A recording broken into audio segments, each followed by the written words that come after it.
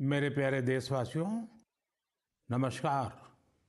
आज 2025 की पहली मन की बात हो रही है।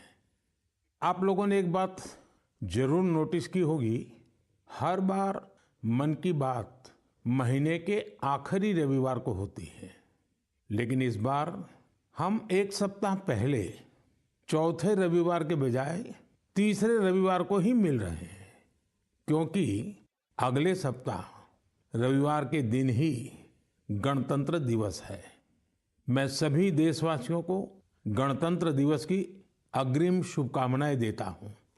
साथियों, इस बार का गणतंत्र दिवस बहुत विशेष है।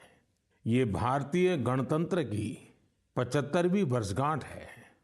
इस वर्ष संविधान लागू होने के 75 साल हो रहे हैं।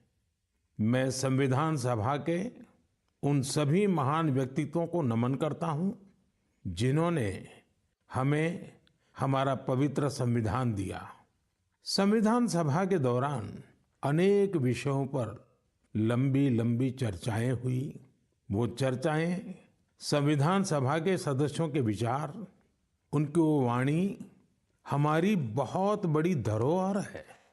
आज मन की बात में मेरा प्रयास है कि आपको कुछ महान नेताओं की ओरिजिनल आवाज सुनाऊं।